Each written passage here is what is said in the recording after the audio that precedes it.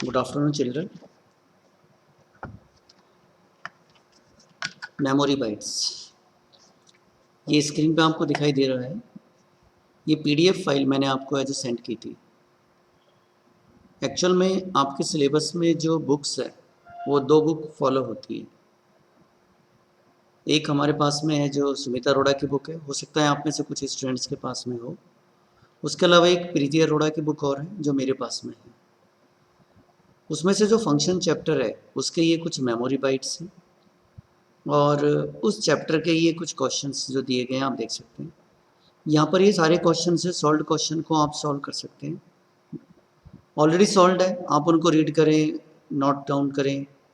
लेकिन जो इसका अनसॉल्व पार्ट है, जो अनसॉल्व पार्ट के अंदर ये सारे क्वेश्चंस आ जाते हैं। आप देखते हैं इसका जो अनसॉल्व पार्ट है वो यहाँ से ये स्टार्ट हो रहा है, अनसॉल्व क्वेश्चंस। इसमें program having multiple functions in considered better designing than a program without any function why. ये थ्योरेटिकल क्वेश्चन है। इसी तरह से कुछ और क्वेश्चंस इसके अंदर दिए गए हैं। तो कुछ स्टूडेंट्स ने कुछ क्वेश्चंस मेरे को भेजे थे कि सर ये क्वेश्चन कैसे बनाएं या फंक्शन के थ्रू कैसे करें, कुछ जो जिन बच्चों से नहीं बन पाए थे। जैसे ये वाला क्वेश्चन है, second question, write a function called calculate area that takes base and height as input argument and return of area of a triangle as an output. ये ट्राइंगल का क्वेश्चन है, हम करा चुके हैं इसको। लेकिन इसी में ये कह रहा है कि उसका नेक्स्ट क्वेश्चन 3 के अंदर की उसका टाइप भी इनपुट करना है और फिर उसका आउटपुट लेना है। और वो दोनों तरह से बनाना है, एक तो वॉइड फंक्शन और एक non void function. Void function वो फंक्शन होते हैं जो कोई वैल्यू रिटर्न नहीं करते। नॉन वॉइड फंक्शन वो फंक्शन होते हैं जो वैल्यू रिटर्न करते हैं। कौन से अच्छे फंक्शन माने जाते हैं? जो वैल्यू रिटर्न करते हैं। तो यहाँ पर ये जो क्वेश्चन नंबर 3 है, इसको अगर मैं डिस्कस करता हूँ तो ये मैंने डिज़ाइन किया है, आपको रन करके दिखाता हूँ। ये देखिए यहाँ पर ये क्वेश्चन नंबर 3 है। इस क्वेश्चन में ये हमने क्या किया हुआ, कैलकुलेट एरिया ये लिया और यहाँ पर बेस कॉमा हाइट और शेप टाइप, उसका टाइप एक्सेप्ट कर लिया। यहाँ चेक कर लिया, if shape type equal triangle, return कर दी value 0.5 multiply by B multiply by H base and height. Elif shape type equal rectangle, return base multiply by height. ये हमने यहाँ पर मेंशन कर दिया। इसके साथ में अगर आप सपोज शेप के लिए अगर कोई और ऐसी अगर शेप दे दी जाए तो वो एरर फाइंडिंग के लिए आप दे सकते हैं। इसके एल्स पार्ट को भी अगर लगाना चाहे, वैसे हमारे पास में ये 2 इनफ है। और यहाँ पर हमने इसके मेन प्रोग्राम के अंदर बेस को इनपुट किया, enter input, enter base, enter height ये लिया और टाइप को इनपुट किया जो कि एक स्ट्रिंग टाइप का वेरिएबल है। ये इनपुट करने के बाद में हमने बेस, हाइट और टाइप को तीनों इनपुट लिए और इनपुट लेने के बाद में हमने क्या किया, फंक्शन को पास कर दिया calculate area. Calculate area check करेगा कि बेस, हाइट और टाइप क्या है। मैं यहाँ पर रन करता हूँ इसको, मैंने ये रन किया। जब मैं इस प्रोग्राम को रन कर रहा हूँ तो आप देख रहे हैं ये पूछ रहा है बेस। सपोज बेस दिया मैंने 10 और हाइट पूछ रहा है, हाइट भी मैंने 10 दी अज्यूम। तो एंटर शेप। अब शेप में अगर मैं देखता हूँ इसको ट्राइंगल, स्पेलिंग ठीक होनी चाहिए क्योंकि ये जो स्ट्रिंग को मैच कर रहा है। तो क्या हो गया, ये ट्राइंगल में 0.5 होता है, 0.5 multiply by base multiply by height, means ये ठीक से रन हो रहा है। इसको अगर मैं फिर से रन करता हूँ और यहाँ पर मैंने लिखा एंटर बेस, ये 10 लिया और हाइट 10 किया और इस बार मैंने कर दिया रेक्टेंगल। उस केस में क्या हो रहा है, एरिया ऑफ रेक्टेंगल इज 100। तो इसका मतलब ये प्रोग्राम बिल्कुल सही रन हो रहा है। अंडरस्टैंड। इसके बाद में हमारे फर्दर जो एक क्वेश्चन है, ये शेप वाला क्वेश्चन मैंने कराया था। ये आपने देखा होगा स्लाइड के अंदर, जो पहले मैंने चैप्टर का जो वीडियो भेजा था उसमें है ये। What is the utility of default arguments. Default arguments के बारे में आप जानते हैं और उनकी यूटिलिटी क्या है। उनकी यूटिलिटी ये है कि कभी कभी कुछ चीज़ें ऐसी होती है जिनकी हमें वैल्यू अंडरस्टूड होती है कि इसकी वैल्यू डिफ़ॉल्ट ये रहती है, या जिसमें चेंज रेयर होता है या बहुत कम चेंज होते हैं, रेशियो जो है चेंज होने का बहुत कम होता है। उन वेरिएबल्स की वैल्यू को हम डिफ़ॉल्ट करते हैं। ये इसकी यूटिलिटी है। कीवर्ड आर्गुमेंट नेम्ड आर्गुमेंट्स होते हैं, इनकी हमें ज़रूरत नहीं होती। हमें ये जब हमारे पास में बहुत सारे आर्गुमेंट होते हैं तो हमें ये सीक्वेंस याद रखने की ज़रूरत नहीं है कि कौन सा आर्गुमेंट किस सीक्वेंस पर हमें प्लेस करना है in the calling function. Okay, इसी तरह से कुछ और वो है, मैं प्रोग्राम्स पे आता हूँ, थियोरेटिकल क्वेश्चंस पे ना करके। ठीक है, यहाँ पर आप देखिए ये कुछ और आउटपुट के क्वेश्चन हैं, आप रन करके देखेंगे और समझेंगे। कहीं समझ में नहीं आता है आप मुझसे क्वेरी करेंगे। कुछ स्टूडेंट्स ने मुझसे क्वेरी की थी, मैंने सॉल्व भी की है। ठीक है, यहाँ पर ये देखिए 19, write a function that take amount in dollars and dollars to rupees, उसका conversion price 8, then returns the amount converted to rupees. Create the function in both void and non void, दोनों में बताना है आपको, void और non void के case में आपको बताना है। तो इसके लिए हम क्या करते हैं, जो हमारे पास में ये इस फंक्शन को पे चलते हैं। देखो ये क्वेश्चन नंबर 19 है, डॉलर टू रुपीज़। इसके लिए मैंने ये नॉन वॉइड फंक्शन बना लिया। नॉन वॉइड फंक्शन मतलब जो वैल्यू रिटर्न कर रहा है। ठीक है, तो यहाँ पर क्या है, अमाउंट इन डॉलर्स और rupees in price in rupees, simple multiplication return होगा। और वॉइड में क्या हो रहा है, रिटर्न नहीं होगा, वहीं पर प्रिंट कर दिया अमाउंट को। मल्टीप्लिकेशन है सिंपल, और कुछ नहीं है। और जहाँ हम कॉल कर रहे हैं ये मेन फंक्शन है हमारा, डॉलर्स हमारा रिटर्न इनपुट लिया और प्राइस इनपुट लिया, कॉलिंग ऑफ नॉन वॉइड को कॉल किया तो उसकी वैल्यू वो रिटर्न करेगा, प्रिंट करा लिया। और कॉलिंग ऑफ वॉइड फंक्शन को कॉल किया तो उसको प्रिंट करा लिया। मैं इसको रन करके दिखाता हूँ आपको, प्रोग्राम आप समझ लेंगे। जब मैं इसको रन करता हूँ तो आप देख रहे हैं यहाँ पर enter amount in dollars. Dollar में मैंने अमाउंट लिया सपोज $10 है, और $1 का जो प्राइस है वो 78.9 है। अज्यूम 9 ऐसा फिगर लेते हैं जिससे आप समझ पाओगे, 78.5। तो आप देखो ये क्या आ रहा है, यहाँ पर 10 हमने लिया है, तो वॉइड के केस में भी सेम आउटपुट आ रहा है और नॉन वॉइड के केस में भी सेम आउटपुट आ रहा है, 785.0। तो इसका मतलब हमने जो कोड लिखा है वो बिल्कुल करेक्ट है, कंट्रोल डी। ठीक है, इसके बाद में यहाँ पर देखिए क्वेश्चन दिया हुआ है 20 question number 20, write a function to calculate volume of a box with appropriate default values for its parameters. Your function should have the following input parameter. 3 input लेना है, लेंथ, हाइट और विड्थ। एक box का volume कैसे calculate करते हैं, length multiply by height multiply by width. Simple सी बात है, उसका वॉल्यूम कैलकुलेट हो जाएगा। ठीक है, एम आई राइट? आप लोग चेक कर लीजिएगा, मेरे को तो ऐसे ध्यान है, शायद ये वॉल्यूम कैलकुलेट करने का फॉर्मूला। तो basically length multiply by height multiply by width. ठीक है, हम इसको है जो रन करते हैं इस प्रोग्राम को, मैंने प्रोग्राम डिज़ाइन किया है। और ये देखिए क्वेश्चन नंबर 20 है, volume of a box, length, width और हाइट ये लिया। ठीक है, ये किया, सिंपल इनपुट लिया और इनपुट लेने के बाद में ये फंक्शन को पास कर दिया और इसके एरिया को, वॉल्यूम को कैलकुलेट कर लिया। बहुत सिंपल है, लेकिन जब क्वेश्चन को देख रहे हैं तो ऐसा लग रहा है कि पता नहीं कितना कॉम्प्लेक्स क्वेश्चन है। अब यहाँ देखिए क्वेश्चन में ऐसा लग रहा है कि पता नहीं क्या पूछ रहा है, यहाँ पर लेंथ, विड्थ और पैरामीटर्स पास करने हैं वगैरह वगैरह, लेकिन सिंपल एक मल्टीप्लिकेशन का क्वेश्चन है और कुछ नहीं है, जो हमने यहाँ पर सिंपली मल्टीप्लाई कर दिया।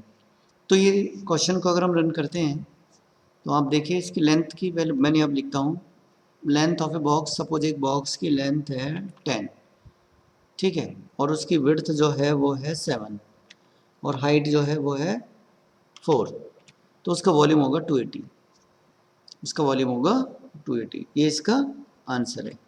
क्लियर? तो ये हमारा एक प्रोग्राम और हो गया। उसके बाद में हमारे पास में ये आता है, write a program to display first 4 multiple of a number using recursion. देखो रिकर्जन एक्चुअल में टॉपिक हमारे सिलेबस से हटा दिया गया है, लेकिन रिकर्जन एक ऐसा टॉपिक रहा है जिस पर क्वेश्चंस पूछे जा सकते हैं। पहले पूछे जाते थे, लेकिन आपको मालूम होना चाहिए कि रिकर्जन क्या होता है। बाकी आपको रिकर्जन से फंक्शंस आने चाहिए, अदरवाइज इस सिंपलेस्ट कोड आपको बिना रिकर्जन के भी करेंगे तो भी बहुत ईजी है। मैं आपको दोनों तरह से ये समझा रहा हूँ कि किस तरह से ये रिकर्जन और बिना रिकर्जन के। देखिए यहाँ पर ये क्वेश्चन है, ठीक है। आप देख रहे हैं print first 4 multiple of a number. देखो ये क्वेश्चन यहाँ पर डिजाइन किया हुआ है, ये यूजिंग रिकर्जन है, this particular is using recursion. और ये जो आप देख रहे हैं यहाँ पर, ये विदाउट रिकर्जन है। तो मैं आपको पहले बिना रिकर्जन के इसको समझाता हूँ कि मैंने इसको ये कमेंट बनाया हुआ था, हटा दिया, और ऊपर वाले सेक्शन को यहाँ पर कमेंट बना दिया, ठीक है। ये कमेंट हो गया और ये कमेंट हो गया। कहने का मतलब है ये बिना रिकर्जन के फंक्शन है, सिंपल है। मल्टीपल प्रिंट करने के लिए क्या करेंगे, फर्स्ट 4 मल्टीपल 1 2 3 4 से मल्टीप्लाई कर देंगे, फर्स्ट 4 मल्टीपल आ जाएंगे, सिंपल। यहाँ पर मैंने क्या किया, एन, यहाँ फर्स्ट 4 ना लेकर के ये एनी नंबर के लिए चलेगा। मतलब अगर एंटर ए नंबर, जिस नंबर के हमें मल्टीपल प्रिंट करने हैं और जितने मल्टीपल प्रिंट करने हैं एम में इनपुट करेंगे। एन और एम की वैल्यू को पास किया। यहाँ पर हमने क्या किया, for I in range 1 comma, for I in range 1 comma M plus 1, ये हमने यहाँ पर लगा हुआ है, I in range 1 comma M plus 1।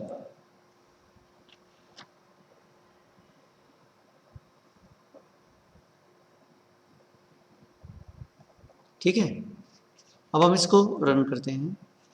आप देखते हैं सिंपल 1 से लेकर के ये m+1 तक चलेगा और उसके जो मल्टीपल प्रिंट करेगा।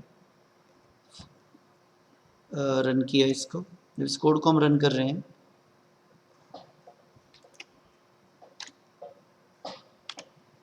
तो क्या वैल्यू आ रही है, एंटर ए नंबर। 5 के मल्टीपल प्रिंट करने हैं, कितने प्रिंट करने हैं, 5। तो देखो 5 10 15 20 और 25, first multiple, second multiple, third, fourth, fifth. ये मैंने वहाँ पर मैसेज में दे दिया था, इस वजह से ये इस तरह से प्रिंट हो रहा है। लेकिन अगर हम इसको रिकर्जन के थ्रू करना चाहते हैं तब थोड़ा सा लॉजिक अलग लगाना पड़ता है। क्वेश्चन ये आता है कि रिकर्जन की ज़रूरत क्या है। एक्चुअल में जब बड़ी बड़ी एप्लीकेशंस होती है, बड़े बड़े सॉफ्टवेयर बनाए जाते हैं, वहाँ रिकर्जन की यूटिलिटी दिखती है। जो बड़े बड़े सॉफ्टवेयर बनाए जाते हैं वहाँ पर रिकर्जन की यूटिलिटी है। वहाँ पर एक छोटा सा कोड लिखा जाता है और वो एक बहुत बड़ी टास्क को फॉलो करता है। वो उस तरह के टास्क हमारे सिलेबस में यहाँ पर नहीं है, वो हम डिस्कस नहीं करेंगे। लेकिन उसी तरह से बड़ी बड़ी टास्क है उनके लिए ये फॉलो होता है। सेम उसी तरह से कॉलिंग है। हमने यहाँ पर क्या किया, कॉलिंग में प्रिंट किसको किया है, n मल्टीप्लाई बाई मल्टीप्लीकेशन, इसको प्रिंट कर लिया, ठीक है। n को और मल्टीप्लाई फंक्शन को, जो मल्टीपल फंक्शन इसको कॉल कर दिया, उसको क्या पास कर दिया, n कॉमा m। अब इस फंक्शन की उतनी इमेज बनेगी जितनी m की वैल्यू है।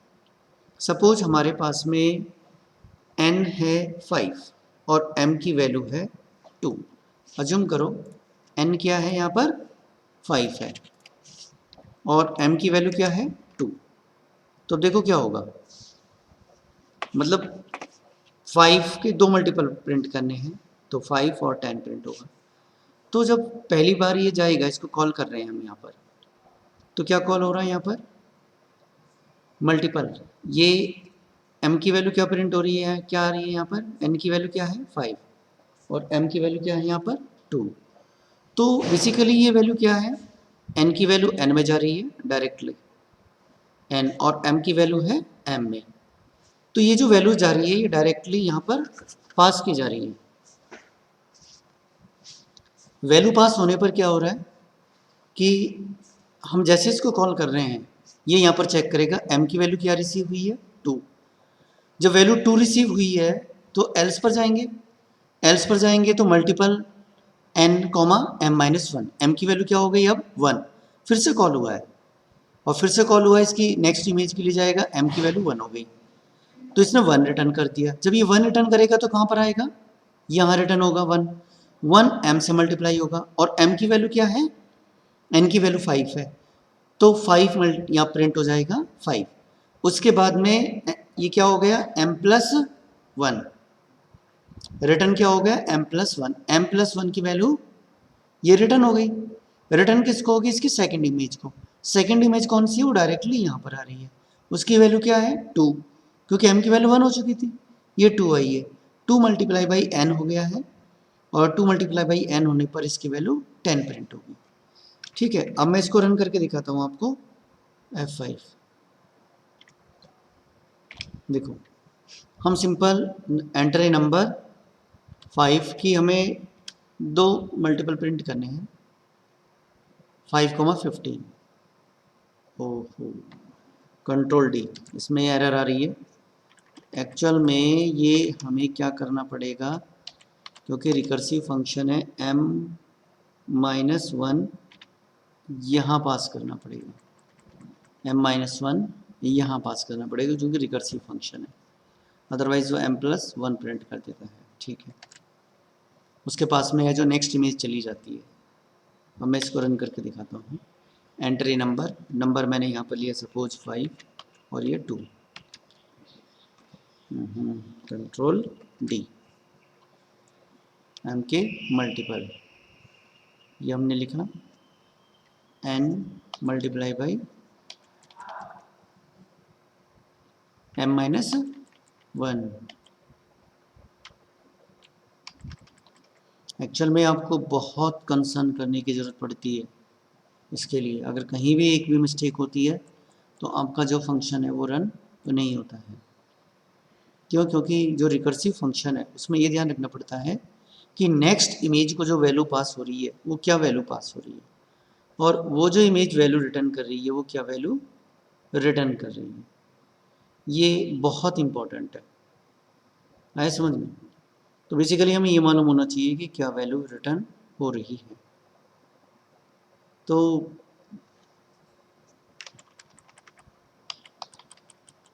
Return m,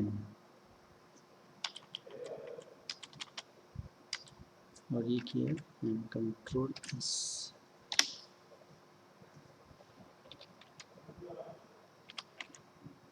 control D. हाँ ठीक है, एक्चुअल में ये हमें m रिटर्न करना पड़ेगा। मैं आपको दिखाता हूँ। F5, ये 5 की हमें 5 इमेज करनी हो तो 5, 10, 15, 20 और 25। आपने देखा है कि इस प्रोग्राम के अंदर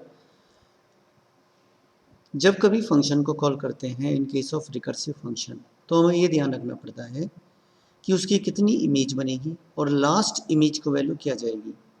रिकर्सिव फंक्शन हमेशा लीफो ऑर्डर में वर्क करते हैं, लास्ट इन फर्स्ट आउट। जो लास्ट इमेज बनती है इसकी वो सबसे पहले एग्जीक्यूट होती है। ठीक है, तो ये क्वेश्चन हमारा हो गया। अब हम चलते हैं नेक्स्ट क्वेश्चन पे जो लिखा हुआ है इसके अंदर, what do you understand by recursion. ये थ्योरेटिकल क्वेश्चन है, मैंने आपको लिखा हुआ उसके अंदर लिखा हुआ है एडवांटेज और disadvantage. Write a recursive function to add the first n terms of the series. इस सीरीज की first n terms recursive function, actual में रिकर्सिव फंक्शन से इसकी सीरीज की एन टर्म्स को प्रिंट करोगे तो ये बहुत कॉम्प्लेक्स है। इसलिए सिंपल तरीका क्या है कि आप इसको बिना रिकर्जन के करें। एक्चुअल एग्जाम में इस लेवल का फंक्शन, एक तो रिकर्सन फंक्शन है ही नहीं, फिर भी हम थोड़ा सा रिकर्सन फंक्शन का आपको इंट्रोडक्शन दे रहे हैं जिससे कि आप रिकर्सिव फंक्शंस को कर पाएँ। इन केस कहीं कोई उस तरह का आपको क्वेश्चन मिलता है तो ये यहाँ पर रिकर्सिव फंक्शंस दिए हैं। रिकर्सिव फंक्शंस में आपको जो मैं बता रहा हूँ कि इसको बिना रिकर्जन के करेंगे, और बिना रिकर्जन के करेंगे तो एक सिंपल सीरीज़ है। जैसे आपको ये दिखाता हूँ, ये क्वेश्चन है यहाँ पर, राइट प्रोग्राम प्रिंट सीरीज, ये वाला सीरीज का है, सेम क्वेश्चन है। हमने यहाँ पर क्या किया है, particular d f sum equal n value pass कर दी सम फंक्शन को। सम के अंदर पहले से ही 1 कर दिया क्योंकि सीरीज के अंदर 1 तो है, 1 प्लस हो रहा है, और बाकी कहाँ तक लूप चलाया, आई की वैल्यू हमने 2 से स्टार्ट करी और n+1 तक। कहने का मतलब अगर 5 टर्म्स इसके लिए है तो 5 टर्म्स में पहली टर्म के अंदर तो 1 है, और बाकी जो 4 टर्म है उसके अंदर सेकंड वैल्यू ये हो गई है, थर्ड वैल्यू ये है, फोर्थ वैल्यू ये है और फिफ्थ वैल्यू ये है। तो हमने n+1 तक लिया। If i% two equal 0, sum plus इक्वल1 बाई आई। एक्चुअल में 1 तो है ऑलरेडी, 1/2। आई की वैल्यू क्या हो गई है यहाँ पर, आई की वैल्यू 2 होगी। समझ में आ गया? ये देखिए, ये पहला है, फर्स्ट है, और ये सेकंड है, second term, third term, fourth term और फिफ्थ टर्म। तो मैंने ये लॉजिक लगाया है कि जब सेकंड, फोर्थ और सिक्स्थ टर्म होगी तो इवन आई की वैल्यू इवन है, इवन होने पर ये प्लस कर रहा है और ऑड होने पर ये माइनस कर रहा है। माइनस क्या कर रहा है? 1/i, आई की जो वैल्यू है, ठीक है ना। तो मैंने वो लॉजिक लगा करके इसको इम्प्लीमेंट किया है, और इम्प्लीमेंट करने के बाद में फाइनली जो सम की वैल्यू है उसको रिटर्न किया है। सम की वैल्यू जो रिटर्न हो रही है वो यहाँ पर n इक्वल इंट इनपुट किया हुआ है, ठीक है। ये n की वैल्यू को इनपुट किया और सम को n की वैल्यू पास कर दी, n की वैल्यू पास कर दी, प्रिंट ये सम ऑफ सीरीज इक्वल n कर दी। फाइनली जब मैं इसको रन करके देखता हूँ तो रन करने पर आप क्या है, enter a number of terms for the series. Suppose हम 2 टर्म लेते हैं जिससे कि क्लियर होगा, तो 1.5, क्योंकि पहले टर्म में क्या है 1 है, और सेकंड टर्म में प्लस हो रहा है, प्लस क्या हो रहा है 1/2 मतलब 0.5, इसका मतलब सही चल रहा है। अब हम इसको आगे फर्दर रन करते हैं, फर्दर रन करते हैं तो फर्दर रन करने पर क्या हो रहा है, हमने यहाँ पर क्या enter a number of terms for the series, ये 5 किया और 5 टर्म का रन कर रहे हैं तो इसका आउटपुट फाइनली ये आ रहा है। तो ये 5 क्वेश्चंस है जो आपको समझने हैं, जो आपको एग्जीक्यूट करने हैं, जो रन करने हैं। बाकी इसके अंदर और भी जो क्वेश्चंस है वो बहुत ज़्यादा टफ नहीं है, आप लोग इजीली उन क्वेश्चंस को सॉल्व कर पाएंगे। फिर भी ये क्वेश्चंस आप देख रहे हैं आप कर पाएंगे, फिर भी आपको कहीं कोई प्रॉब्लम आती है तो आप मेरे को बताएंगे, मैं आपको उन प्रॉब्लम्स को सॉल्व कर दूंगा, ठीक है। तो मैं ये चाहता हूँ कि ये सारे क्वेश्चंस आपकी नोटबुक में होने चाहिए इस चैप्टर के फंक्शंस के, जो चैप्टर है। अभी सेकंड हमारा लाइब्रेरी चैप्टर वो चल रहा है, वो हम कंटिन्यू रखेंगे। आज भी उसके बारे में एक छोटा सा वीडियो मैं आपको सेंड करूँगा, जिसमें से कि आपको समझ में आ जाएगा आगे फर्दर लाइब्रेरी फंक्शंस को कैसे यूज़ में लेना है। क्लियर? तो अभी फ़िलहाल इतना ही हम डिस्कस करेंगे। Thank you.